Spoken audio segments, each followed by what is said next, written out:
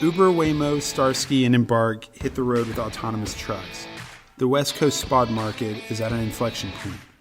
The Tennessee Glider Kit study scandal blows up, and we round out the week in blockchain. I'm JP. And I'm Chad. And we'll be discussing these topics and more on this episode of What the Truck.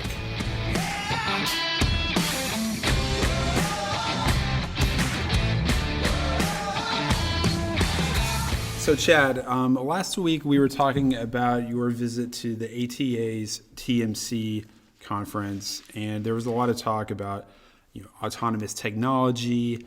The president of the ATA, Kevin Spear, was basically saying, "Oh, don't be afraid." Chris Spear. Okay. Was saying basically, don't be afraid. We're only going to see level 1 and 2 autonomous in the next year. Yeah, right. Platooning, level 1 autonomous. Basically, basic driver assist technology. But then this week, there was basically a raft of level 4 tests that came out, and you wrote about it. So why don't you tell us what happened? Yeah, it was a little ironic that you come from the technology and maintenance council meeting, and then only to be hit with like one story after another of sort of outsider companies. I would say, not insiders, but outsider companies. So the ATA, kind of representing the big incumbent large carriers, might not have the best handle on the actual emerging tech players. Well, and that's sort of how I concluded the story, thinking of maybe it is the new blood to the trucking industry that's exactly what it needs, which is a shot in the arm. And so so what were the stories? Starsky tells us that they've launched a 7-mile road, 7-mile drive of an unmanned Class 8. It was a level 4, which we've discussed the levels, right? Where there was a pilot, there was a driver in the truck, but this isn't Starsky, right? This is Starsky did the 7-mile unmanned truck in Florida, but Uber announced their project, and there were Waymo just did an unmanned thing in Atlanta. Okay, well, tell us about the Uber test. Well, they actually have been in stealth mode on Arizona's highways for months. But they've created cargo transfer terminals within the state, and they're just basically, they announced that they're ready for the public to know. And what they're trying to do is figure out ways, their experiments are, where do we need the human touch? Do we, and it's and we talk a lot about last mile, and of course they do need the human touch and the drivers in the last mile. Also, you kind of need it at the beginning. And as Starsky actually discovered, similarly, is, well, what do you do when you have to refuel and stuff too? So it seems like level 4 could realistically be happening, in 2018. It's happening, right? Yeah, it's news. It's exciting. And I think one of the stories that really fell below the radar is Embark. They a month ago, so not this week, as the others have reported, but Embark completed a test run from Los Angeles to Jacksonville, Florida, and they hailed it as the first coast-to-coast journey by an automated truck. How do they do it? There's cameras and radar and LiDAR to track the vehicle's environment. And they also had a form of artificial intelligence to process the data that was being captured by the sensors. Right. Which conflicts with what Starsky Robotics did say. They said, in their announcement, they said that they were the very first only autonomous truck with a product. In their 7 miles, it seems like 7 miles in Florida, not quite as much as going across the entire country. Yeah, so did Embark have a driver in the cab? Yes, they did, but they did not. But it was a similar thing. He was just there to kind of man it, and when they ran into some trouble, which occasionally he had to sort of regroup with it for I don't know Oh, okay. Interesting. So Right, but what's cool about that is about the and I'd like to see the exact route taken by the Embark truck, but it's interesting that they're willing to sort of jump out there, take that chance, go across different types of terrain, different days, different times of day, potentially different weather. It's very sort of more impressive than a controlled 7-mile sort of experiment in Florida alone. Right, and while I don't know exactly what they did, Waymo did in Atlanta, I do know that the principles behind what they were doing are the same with the braking and the turning and the blind spots and Right. Interesting. yeah. Well, tell me about. There's news I know with spot rates on the West Coast. What's happening there? Yeah, so we've been talking to brokers on the West Coast, digital brokers who have been really enjoying this kind of softening spot rate market over the past few months, right? So spot rates have been going down, volume, this is seasonality basically. It's also has to do with the Chinese New Year, which if you don't know what that is, it's a massive holiday in China where all of the workers on the industrialized coast leave their jobs for about 2 weeks and go back to their villages in the interior. And all manufacturing production shuts down, all the ports shut down. And basically, 15 days later, when the container ship, after the last container ships have made it to West Coast ports, they really shut down. And it lasts for about 2 weeks, and then it starts ramping back up again. So it's after Christmas.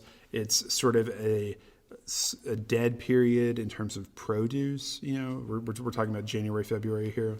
And brokers make high margins when rates are going down because a shipper pays them first to find a truck to move their load.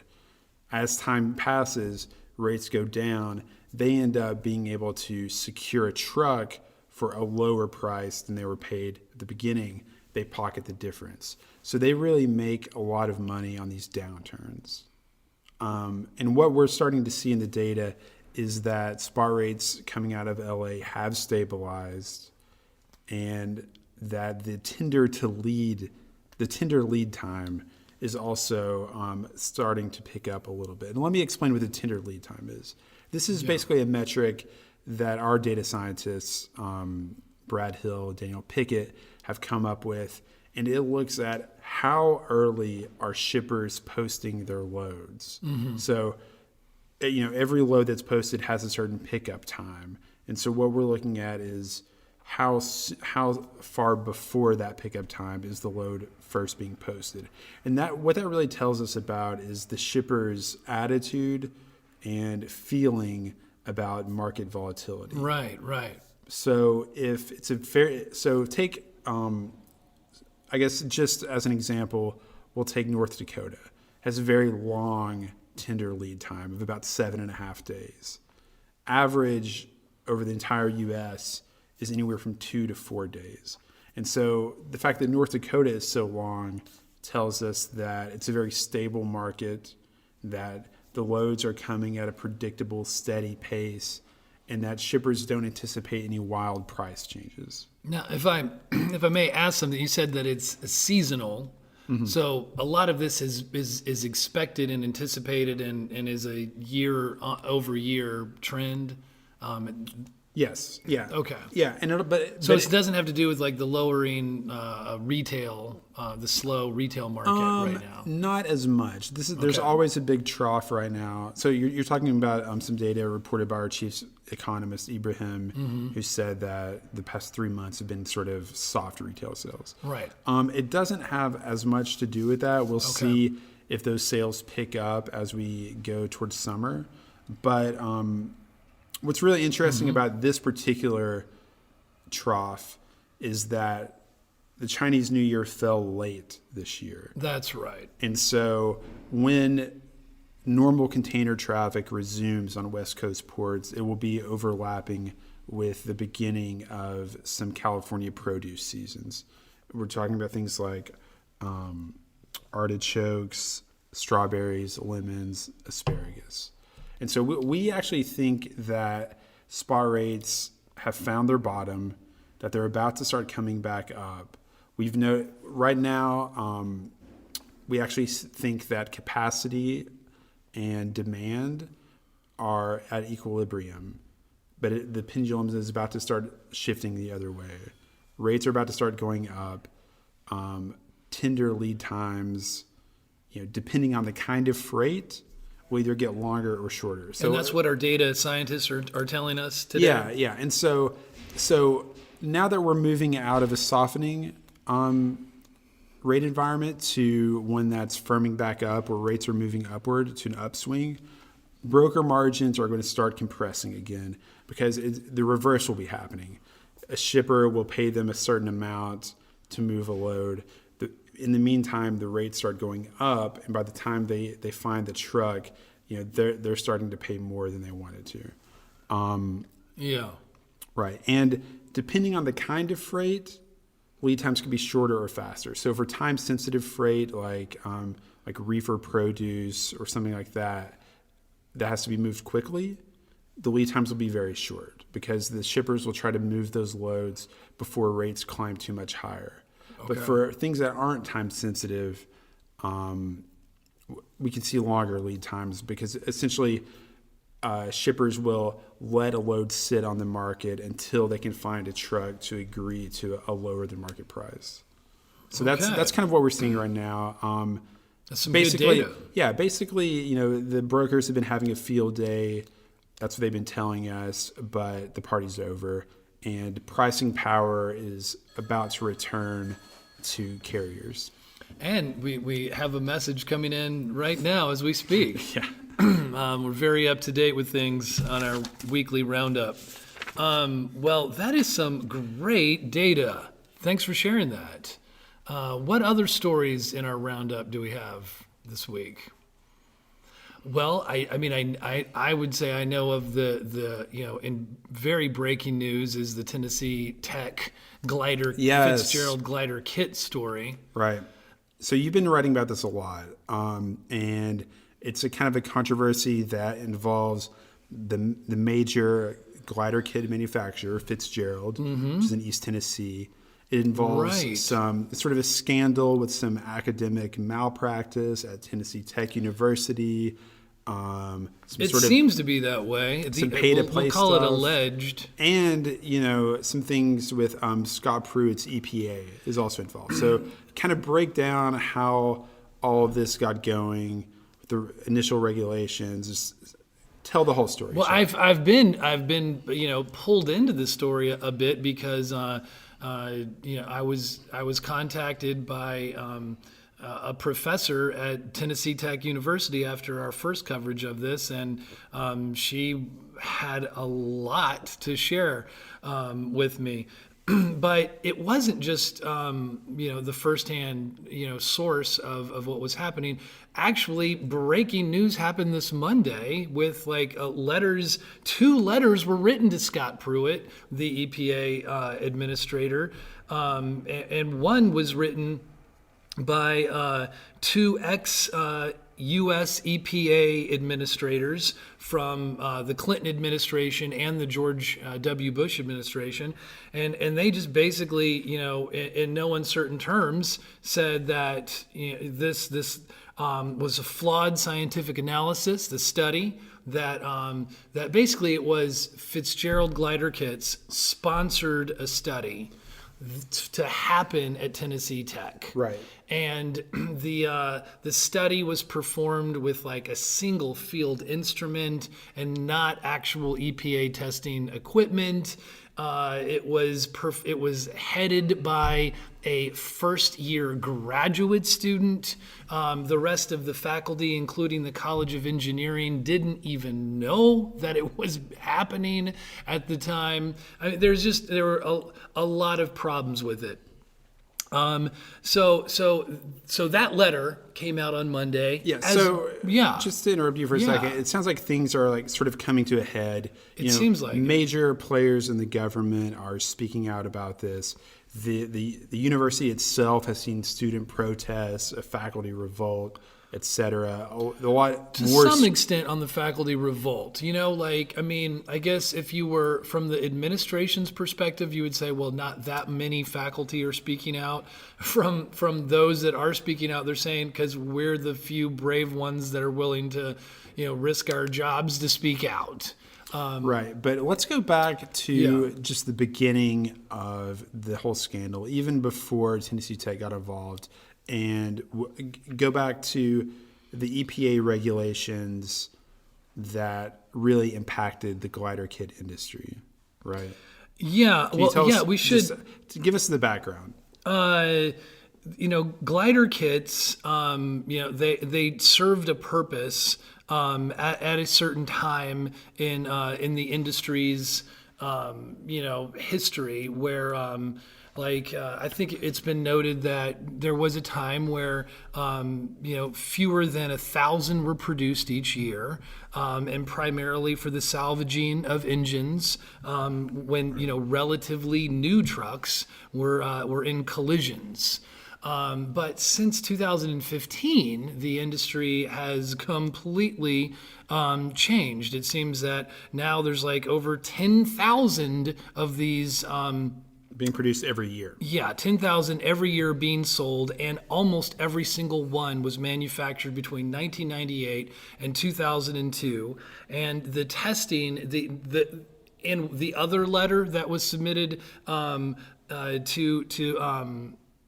Scott Pruitt, they in the letter from these two U.S. senators, one of their quotes was that they said the tested engines of those 1998 to 2002 vehicles were so dirty that black soot was belching from the glider trucks and clogged the filters of the EPA's testing equipment.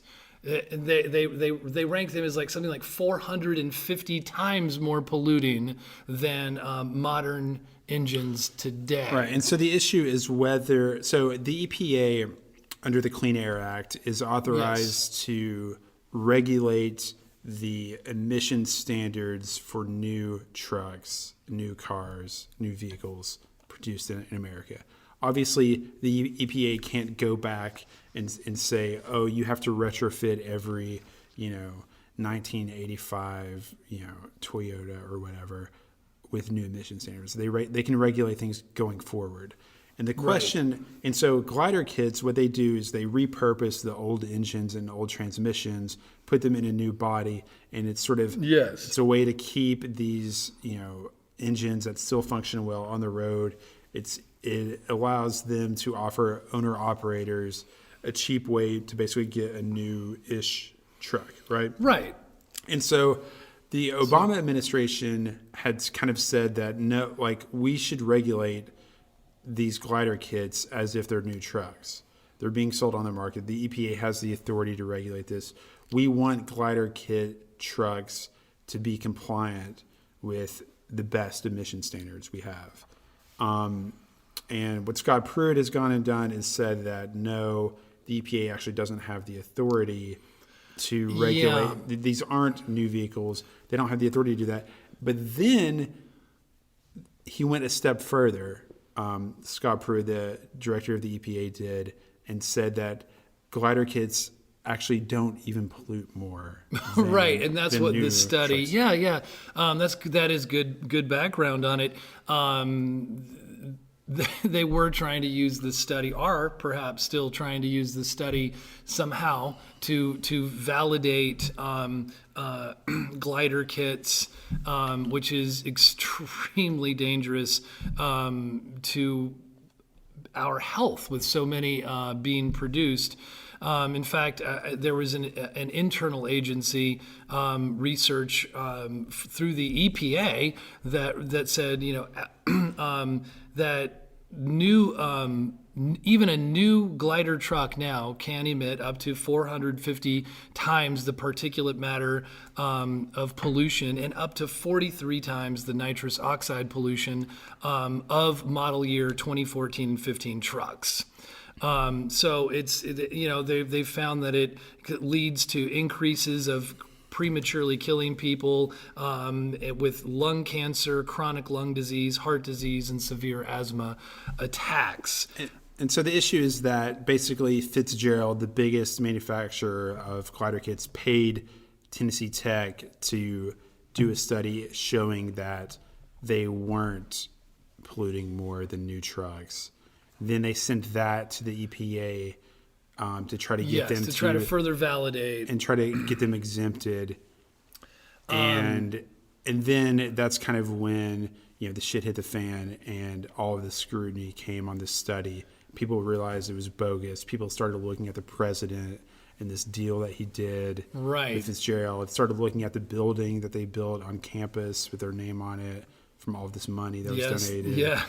All of the above. The New York Times called them out for their campaign contributions to Diane Black. Right. The Tennessee representative, U.S. representative, who is kind of ushering this along.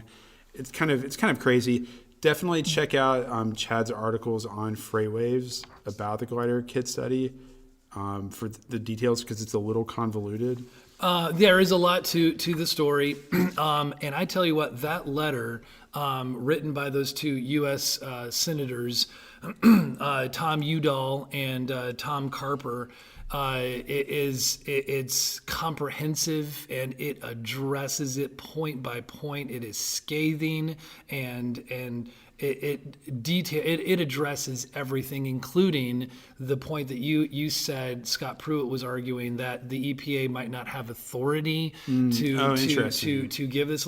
They said that is based on like a 60-year-old precedent that doesn't have anything to do with even trucks. Oh, wow! So really it's on weak legal grounding, as well as the flawed study. So it's kind of like a kitchen sink letter, just. Yes, and they asked for like 12 things from Scott Pruitt and the EPA. So I mean, it was like not only Senator Udall is a Republican, right? No, I don't think so. I think they're both Democratic senators. Interesting. Udall, I think, is from New Mexico. I'd have to check. Yeah, I know that his brother is also. There's two Udalls in the Senate. Okay. I think one's from Utah or something. To me, like, health and the environment is a bipartisan issue. You know what I mean?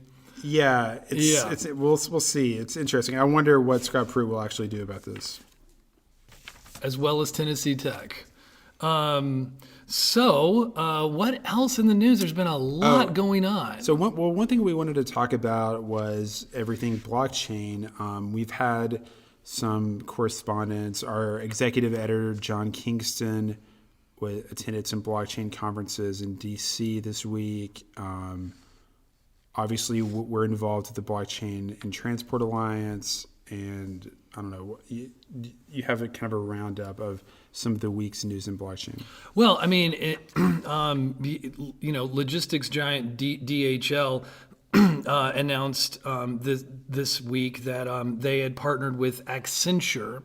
And now Accenture is like the biggest, I would say the biggest. They're a very large blockchain-based, creator. They create mostly like private blockchain applications. Oh, for enterprises. Yes.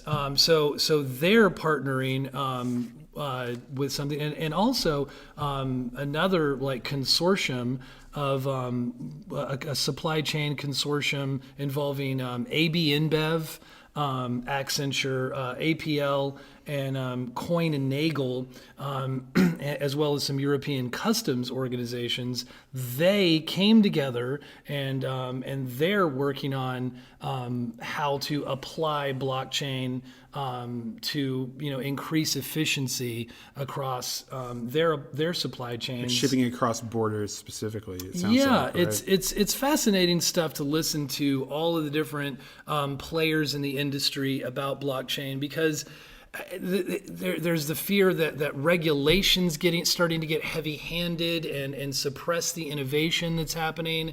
There's the obvious criticisms about, are you guys ever going to be able to scale this technology, as well as the fact of people saying, one blockchain company takes up the power of Denmark, and such. Sort of hysteria that's related to the industry.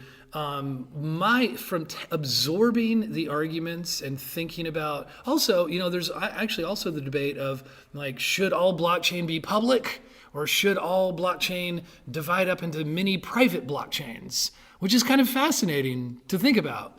And it's absorbing all of this. It's I think that what I'm hearing is we need to have public blockchains to cooperatively work with the private adaptations of it. Interesting.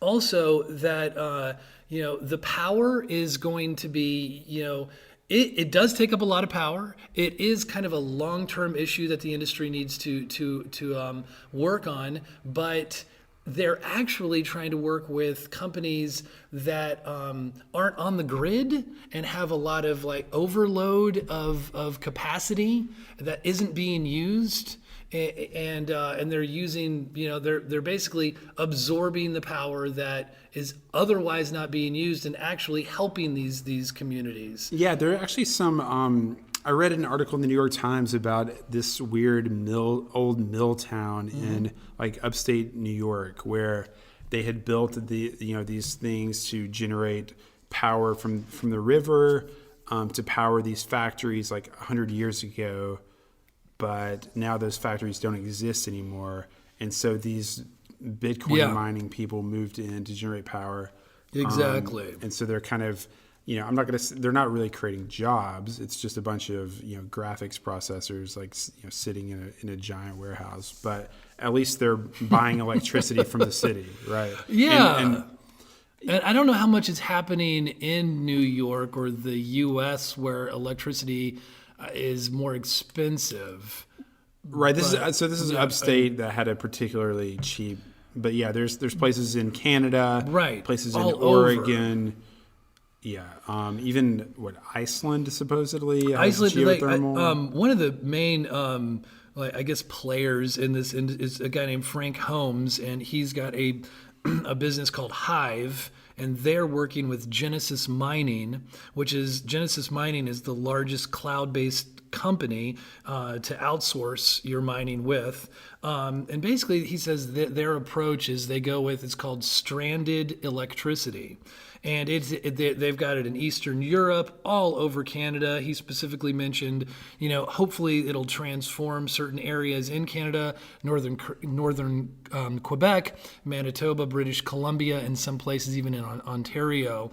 Wow. And so Ontario is the actual place in Canada where people live.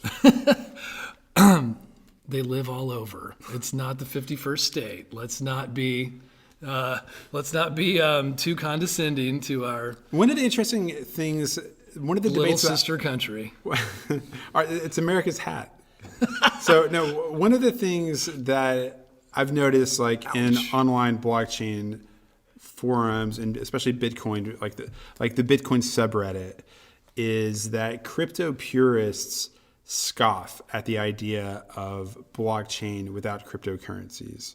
Yet, on the other hand, businesses, especially in finance, so big banks, investment banks, hedge funds, they're starting to come into play. And transportation and logistics companies are saying, no, we love blockchain, but we aren't interested in these volatile floated cryptocurrencies. Yeah, so there's two sides of this debate, and Goldman Sachs, super interested in blockchain, might be secretly investing in Bitcoin, but publicly says that it's nothing. The crypto people, the huge blockchain or the huge Bitcoin bulls are saying, Bitcoin will, abolish governments and banks and end war and that's democratize. That's the easy to dismiss part of blockchain, which actually it's so easy to dismiss that I began, as I thought of blockchain over the past several months, to just say, well, Bitcoin's silly and it has nothing to do with blockchain, and can we please separate the two? But the reason that they continue to persist and exist, and that banks are dealing with them now, actually banks are like practicing using cryptocurrencies to some extent, even within their own, just like this is how you like learn and innovate, blockchain. So you have to have incentives to build out the nodes to actually get things done. Nodes, that's right. Yes, and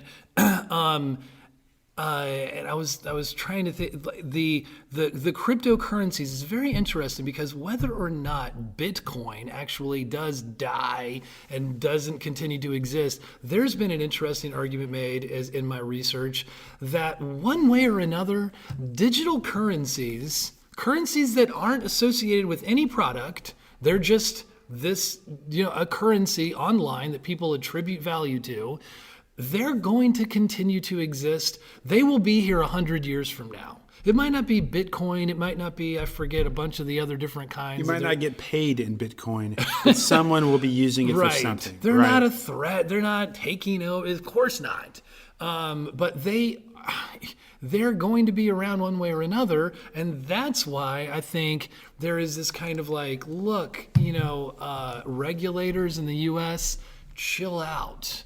Allow for some innovation. I've heard a couple. Okay. I've heard a little bit of pushback against the idea that all regulation is bad. It's kind of interesting. No. I think they expect it. There's like the libertarian, like anarchist, like teenager who's like, oh no, the government's bad. I want to pirate my music. I want to like pay for like whatever. Like I want to like buy stuff on the internet without my mom knowing. But then there's people who are actually like, no. If Bitcoin is going to be a valuable asset class, we actually need the SEC to regulate it. We need someone to step in to clean up the fraudulent ICOs, to give some kind of structure so that mass consumers can put their money into it. Just like with your 401k or your IRA, ultimately if it's going to become like a big store of value, like people wanted to, the Joe Schmo on the street has to be able to confidently put his money into it. And it's funny that you say that. And I'm glad you brought it up because at a panel in Canada, it's the 5th annual CanTech Investment Conference. These I guess CEOs of some cryptocurrency blockchain companies were asked about if they were concerned about regulation that's inevitably coming. And Anthony DeLorio of Jack's Wallet, he said, no, I think it's about education. He's not concerned about it. He thinks it's about education. He says the key is trying to educate people about the technology, about what's going on for sectors, for jobs. He says I think it's one of the things that's been really missing is ways to break it down to them and to teach them about it. And he says, I think the countries that do this and help the technology build itself are going to be the real winners. And a millennial, one of the younger players and the generation that's really starting to like push this stuff and will ultimately make the transition happen. Kevin Rook of CoinSquare says that really he sees it as a sign of market maturity when you're regulated. And he says you do have to work with regulators and make sure we're on the same page moving forward. But there's really nothing to worry about, and overall it's a good thing, to your point. And it seems like if we for a moment to wrap this discussion up, adopt the perspective of the millennial crypto enthusiast. The entities that are most opposed to it, basically China, right, who's like banning cryptocurrency trading and heavily censoring their internet, and Google that just announced that they were banning crypto ads. Which actually resulted in a loss of like $60 billion in market cap. I heard that today. For cryptocurrencies in the past 24 hours. If you look at Google and China to the millennial privacy-loving crypto enthusiasts are like the bad guys. And so maybe the people who are trying to... what are their motivations, obviously? Right, so maybe the countries that try to create a legal framework for it. There's been a lot of buzz, by the way, about Wyoming's recent laws sort of creating a framework for blockchain and cryptocurrencies. Cool, I hadn't heard about that. I can kind of see, there's a middle way, right? Yeah. A sweet spot that might be able to... I think so. Smooth investment and bring some clarity for the average consumer. Anyway, I guess that wraps it up for the week, right? That's it. Well said on blockchain. All right. And that'll do it for the big stories this week. As always, we go into more detail about each of the topics we've talked about today on our website, FreightWaves.com. We will continue to publish this podcast weekly, so be sure to subscribe to What the Truck on Apple Podcasts, Google Play, Stitcher, and SoundCloud. Also, make sure to leave us a review to let us know what you think of our new podcast. And if you're into learning about technology that's shaping up the industry, you definitely want to be at Transparency 18 in Atlanta this May. Visit transparency18.com to learn more about the event. That'll do it for today. Thanks for tuning in, and we will see you next week on What the Truck.